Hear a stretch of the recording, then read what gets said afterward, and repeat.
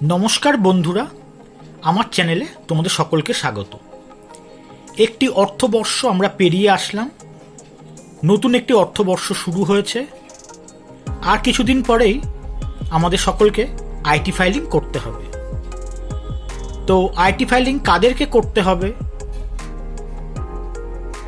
কোন ফর্মে কে IT filing করব, এবছরের ইনকাম ট্যাক্সের স্ল্যাব কি আছে, কি কি ডিডাকশন আছে, আইটি ফাইলিং কবে করা ঠিক হবে ইত্যাদি যাবতীয় প্রশ্নের উত্তর নিয়েই আমার এই ভিডিওটি। তাই ভিডিওটি পুরোটা দেখা অনুরোধ করব। তোমরা যদি স্কিপ না করে পুরো ভিডিওটি দেখো তাহলে আশা করি আইটি ফাইলিং সংক্রান্ত তোমাদের যাবতীয় প্রশ্নের উত্তর, বিশেষ করে নতুন ইনকাম ট্যাক্স অ্যাক্ট 2025 যেটি 1 এপ্রিল 2026 থেকে চালু হয়েছে, তোমাদের মনে আইটি ফাইলিং নিয়ে যাবতীয় প্রশ্নের উত্তর এই ভিডিওতে পেয়ে যাবে। তাই চলো শুরু করা যাক আইটি ফাইলিং এর উপর এই নতুন ভিডিওটি।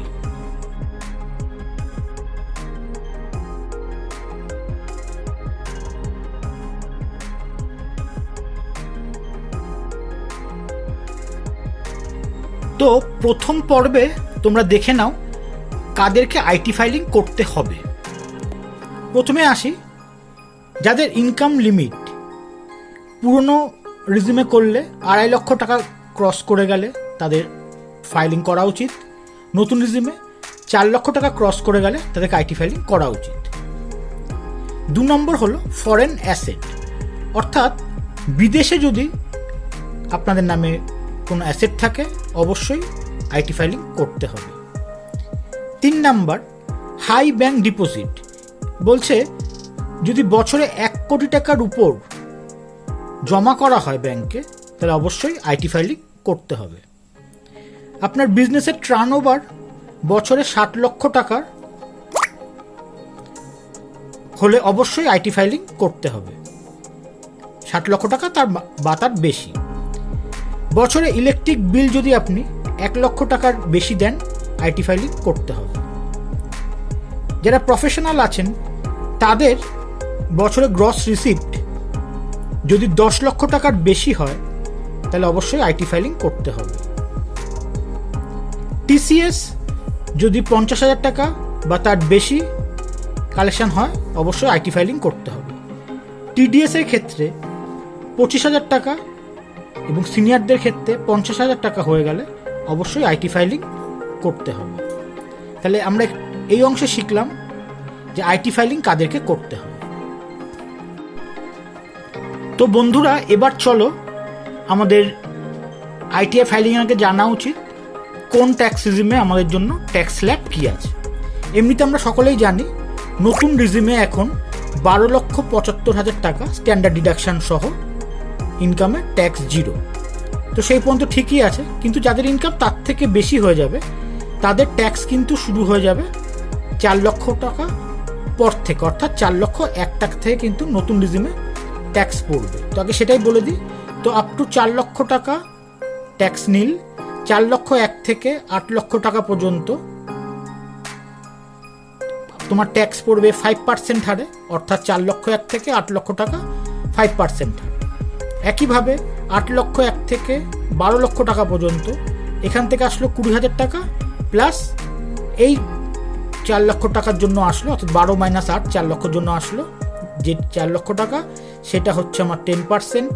12,01,000 থেকে 16 লক্ষ টাকা পর্যন্ত ইনকাম হলে এখান থেকে আসবে 60,000 প্লাস 12 লক্ষ টাকার উপর 15%। একইভাবে 16,01,000 থেকে 20 লক্ষ টাকা পর্যন্ত এখান থেকে আসলো 1,20,000 আর 16 লক্ষ টাকার উপরেটার জন্য 20%। 20,01,000 থেকে 24 লক্ষ টাকা পর্যন্ত হলে এখান থেকে আসলো 2 লক্ষ আর বাকিটার উপর 25%। আবার বলছি 12 লক্ষ টাকা প্লাস স্ট্যান্ডার্ড ডিডাকশান 75,000 টাকা, অর্থাৎ 12,75,000 হলে কোনো ট্যাক্স লাগবে না। ইনকাম যদি তার থেকে বেশি হয় তাহলে কিন্তু এই স্ল্যাবে তোমরা যখন স্ক্রিনশট নিতে পারো ট্যাক্স পড়বে। একইভাবে ওল্ড রিজিমে 2.5 লক্ষ টাকা পর্যন্ত নীল, তারপর কিন্তু 2.5 টাকা থেকে 5 লক্ষ পর্যন্ত 5%, 5 লক্ষ থেকে 10 লক্ষ এখান থেকে 12,500 প্লাস বাকিটার উপর 20%, আর 10 লক্ষ টাকার বেশি হলে এখান থেকে 1,12,500 আর বাকিটার উপর 30%। তাহলে এইভাবে দুটো রিজিম রয়েছে, দেখে নেবে কার ফাইল কোন রিজিমে করলে তার সুবিধা হয়, সেইভাবে করতে হবে। বন্ধুরা এবার চলো কে কোন ফর্মে আইটিআর ফাইল করব এবং তাদের ডিউ ডেটই বা কত সেটা জেনে নিই। যারা স্যালারাইড এমপ্লয়িজ এবং যাদের salary annually up to 50 lakhs তারা আইটিআর 1 বা আইটিআর 1 সহজ ফিল আপ করবে। তাদের ডেট হবে 31শে জুলাই 2026। ফাইলিংয়ের ডেডলাইন 31শে জুলাই 2026। এবার বিজনেস ইনকাম নেই কিন্তু ক্যাপিটাল গেইনস আছে, তারা আইটিআর 2 ফিল আপ করবে, তাদেরও 31শে জুলাই 2026। এবার বিজনেস ইনকাম আছে এবং ফ্রিল্যান্সার্স যারা আছো কিন্তু অডিট করতে হয় না, তারা আইটিআর 3 ফিল আপ করবে, তাদের ডেট 31শে আগস্ট 2026। এবার যারা নাকি বিজনেস ইনকাম তাদের অডিটের প্রয়োজন নেই, যাদের তারা আইটিআর 4 সুগম যেটাকে বলা হচ্ছে, তারা 31শে আগস্ট 2026।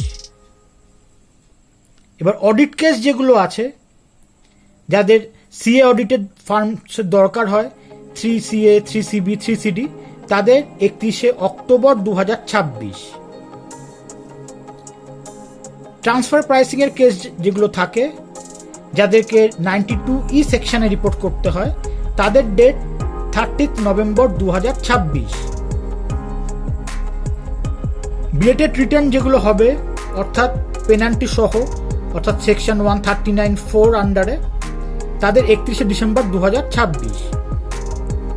রিভাইস রিটার্ন মারার ক্ষেত্রে যে কোনো ক্ষেত্রে আমরা জানি রিভাইস রিটার্ন মারা যেতে পারে 139/5, এখানে পেনাল্টি লাগবে না কোনো কিছু, তাদের 31 মার্চ 2027।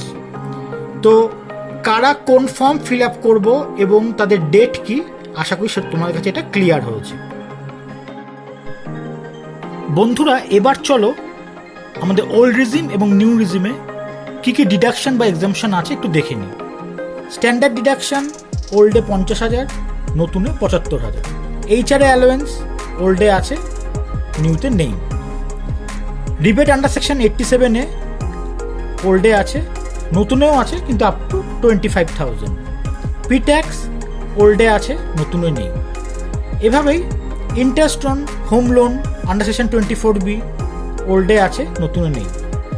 তো বাকিটা বন্ধুরা তোমরা দেখে নাও কোন কোন এক্সামশন ওল্ডে আছে, নতুনে নেই বা নতুনেও আছে, তোমরা চাইলে স্ক্রিনশট নিয়ে নিতে পারো। তো যাই হোক বন্ধুরা, ইনকাম ট্যাক্স ফাইলিংয়ের ব্যাপারে আমরা অনেক কিছু আলোচনা করলাম, আশা করি তোমাদের অনেকের হেল্প হবে। তো ভিডিওটি ভালো লেগে থাকলে প্রচুর শেয়ার এবং একটি লাইক দেওয়ার অনুরোধ করব। এবং ইনকাম ট্যাক্স ফাইলিং নিয়ে এরপরও আমরা ভিডিও করব ফাইলিং শুরু হওয়ার আগেই। তো একটি অনুরোধ, নতুন বন্ধুরা যদি ভিডিওটি ভালো লেগে থাকে অবশ্যই চ্যানেলটিকে সাবস্ক্রাইব করে নেবে, কারণ তোমাদের প্রত্যেকের সাবস্ক্রিপশন আমার কাছে খুব গুরুত্বপূর্ণ। পুরনো বন্ধুরা বরাবরের মতন আমার সাথে থেকো, সকলে খুব ভালো থেকো, হাসি মুখে থেকো, এই কামনার সাথে ভিডিওটি শেষ করছি।